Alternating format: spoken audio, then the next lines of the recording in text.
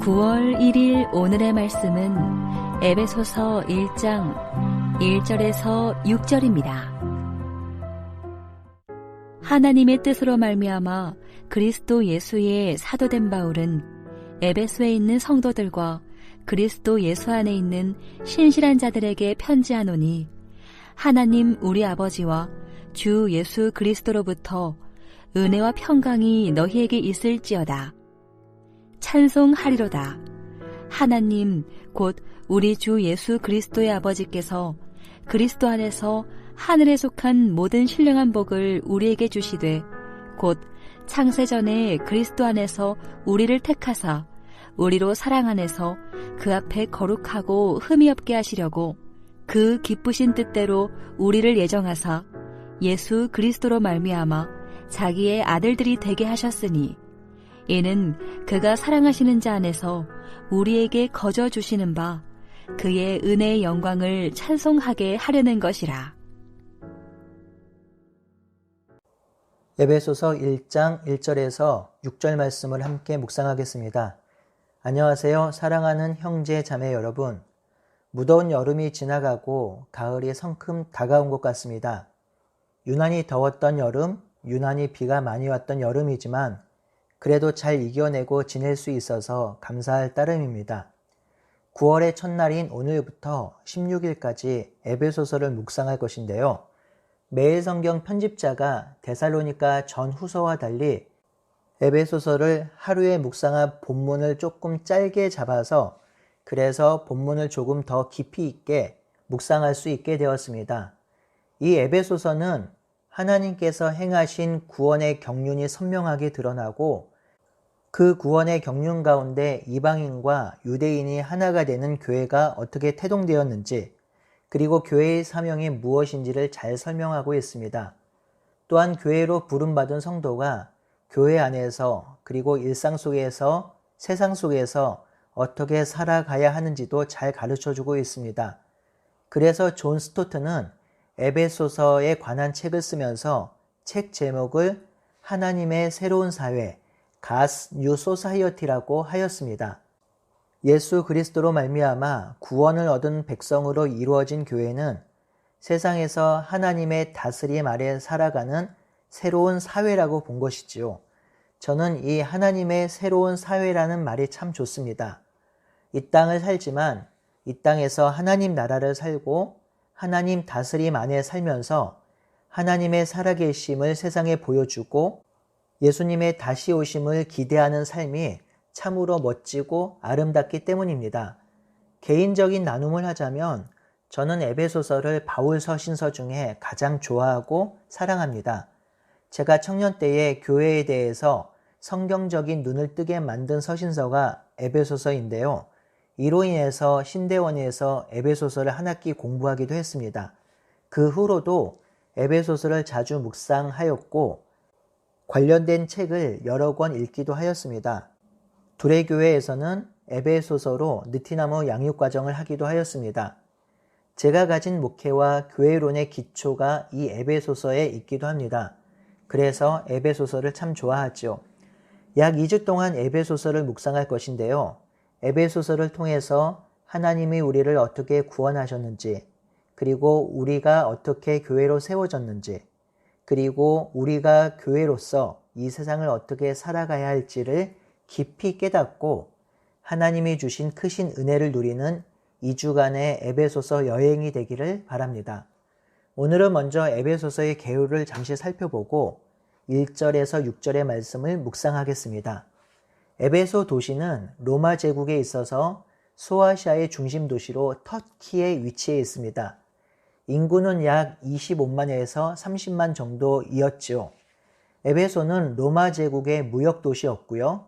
또한 이교도의 중심 도시였습니다. 이 도시에는 그 유명한 아데미 신전이 있는데요. 이는 아르테미스 여신을 숭배하기 위해서 만든 신전입니다. 아르테미스는 며칠 전 미국이 달 탐사를 위해 쏘아 올리려다가 연기된 달 탐사선의 이름이기도 하지요. 사도행전 19장에 의하면 바울은 에베소에서 2년 이상 머무르면서 사역을 했습니다. 데살로니가와 대조되는 부분이죠. 데살로니가에서는 아주 짧은 기간, 약 3주에서 몇 개월 정도 사역하고 그만 쫓겨났지요. 하지만 바울은 에베소에서 긴 기간 동안 복음을 가르칠 수 있었습니다. 에베소를 떠난 후에 바울은 로마 감옥에 갇히게 되었고 감옥에서 이 에베소서를 기록하여 에베소 교회에 보내게 되었습니다. 그래서 에베소서를 옥중서신이라고 하지요. 옥중서신으로는 빌립보서, 골로새서가 더 있습니다. 이제 에베소서 내용을 잠시 살펴볼까요? 에베소서는 크게 1장에서 3장 전반부와 4장에서 6장 후반부로 정확히 나누어질 수 있습니다. 전반부인 1장은 바울이 창세 전에 삼위 하나님께서 그의 백성을 구원하시고 회복하시려는 구체적인 계획을 바라보면서 찬양하고 있습니다. 그리고 나서 그 하나님의 놀라운 구원 계획을 깨닫길 바라는 간절한 바울의 중보 기도가 기록되어 있지요. 2장은 이방인인 에베소 교인들이 이전에 영적으로 죽은 존재였고 소망 없고 사탄의 종이었다고 설명한 후에 지금은 하나님의 사랑으로 구원을 얻은 새로운 존재가 되었다고 가르쳐 줍니다. 그리고 그 새로운 존재가 된 이방인들은 구원받은 유대인과 한 새 사람, 원유맨으로 새로운 하늘나라 공동체가 되었다고 말하지요.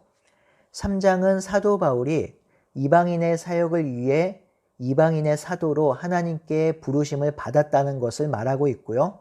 그리고 1장 후반부와 같이 또다시 에베소 교회를 위해서 중보 기도를 하며 3장을 마무리합니다.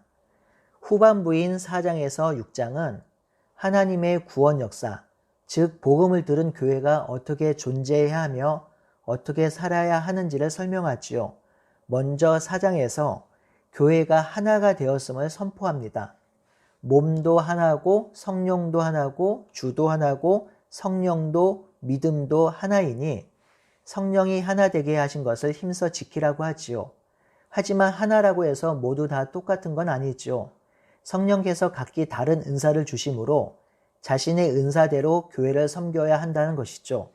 그래서 다양성의 일치가 강조되고 있습니다. 이렇게 다양성의 일치로 서로 하나가 되어 그 몸이 자라가게 하라고 합니다. 그리고 4장 17절에서 5장 20절까지 옛사람을 벗어버리고 새 사람으로 입으라고 하지요. 버려야 할 옛사람의 성품을 자세히 나열하고 입어야 할 새 사람의 옷을 또한 자세히 설명합니다. 이제 6장에서 하나님의 백성된 자들이 세상에서 어떤 관계를 맺고 살아야 하는지를 가르쳐 줍니다. 먼저 가정에서 남편과 아내, 부모와 자녀의 관계를 다시 가르쳐 주고요. 세상에서 종과 주인이 새로운 피조물로서 어떤 관계를 맺고 살아야 하는지를 설명합니다.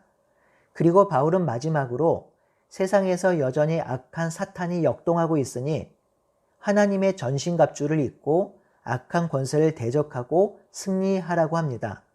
여기서 입어야 할 전신갑주는 이사야서에 나와 있는 내용을 인용한 것입니다. 이렇게 인용함으로 메시아가 왕이심을 은연중에 강조하고 있습니다. 이렇게 해서 에베소서가 마무리됐죠. 이 에베소서를 한 절 한 절 따로 떼어 생각하면 때로는 어렵고 복잡하기도 한데요. 전체적인 내용을 머릿속에 그리시면서 묵상하면 도움이 되실 것입니다. 이제 본문을 짧게 살펴보겠습니다. 1절, 2절은 사도 바울의 서신서의 전형적인 패턴으로 바울의 자기소개와 인사입니다. 바울은 하나님의 뜻으로 말미암아 그리스도 예수의 사도된 자라고 자신을 소개하죠. 바울은 자신이 어떤 존재인지 또한 자신이 어떤 사명을 감당해야 하는지를 정확히 알고 있습니다. 이 자기 정체성과 존재 목적의 선명함이 수많은 고난과 핍박에서 굳건하게 이길 수 있는 원동력이 되었습니다. 우리는 어떤 존재인가요? 우리는 성도이며 거룩한 나라요 주의 백성입니다. 그러니 우리는 세상이 감당할 수 없는 사람들이며 세상에 살지만 세상에 속한 사람들이 아니지요. 그러니 세상에 함몰되지 않고 세상을 이길 수 있는 사람들입니다. 3절에서 14절은 바울이 하나님을 찬송하는 내용입니다. 이렇게 찬송하는 이유는 삼위 하나님께서 이방인들을 위해서 계획하신 구원을 선명하게 보았기 때문입니다. 3절에서 6절은 하나님께서 이방인의 구원을 위해서 행하신 일이며 7절에서 12절은 예수 그리스도께서 이 구원을 위해서 행하신 일, 그리고 13절, 14절은 성령께서 행하신 일입니다. 4절을 보겠습니다. 하나님께서 구원하시는 구원 계획이 언제 이루어졌나요? 바로 창세 전입니다. 이 창세 전에 우리를 택하셨습니다. 그리고 우리를 거룩하고 흠이 없게 하시려고 그 기쁘신 뜻대로 예정하셨습니다. 이 모든 일이 바로 창세 전에 이루어진 일입니다. 우리가 이 땅에 태어나기 전에, 우리가 조성되기 전에 하나님은 우리를 미리 예정하시고 택정하셨습니다. 이렇게 하신 이유는 두 가지입니다.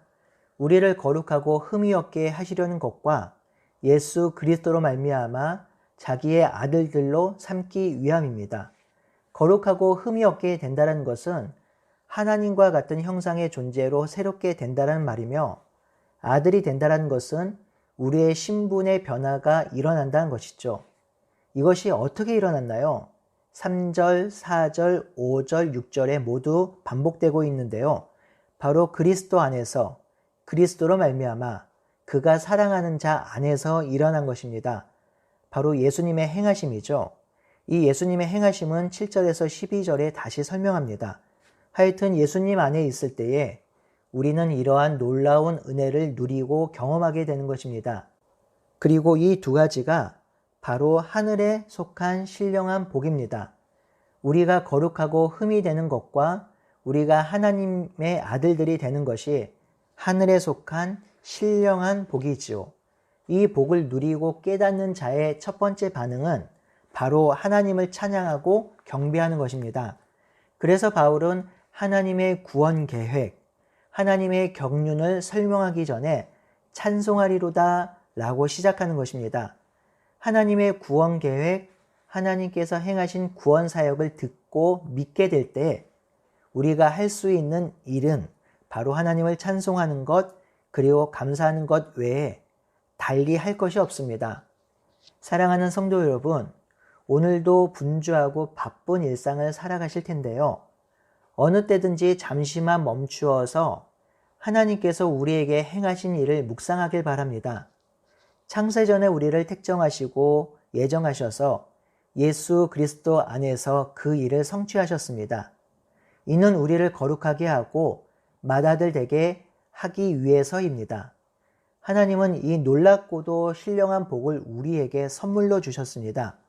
이 신령한 복 주심을 감사하며 그것을 누리고 찬양하는 하루가 되기를 바라고 소원합니다. 아멘.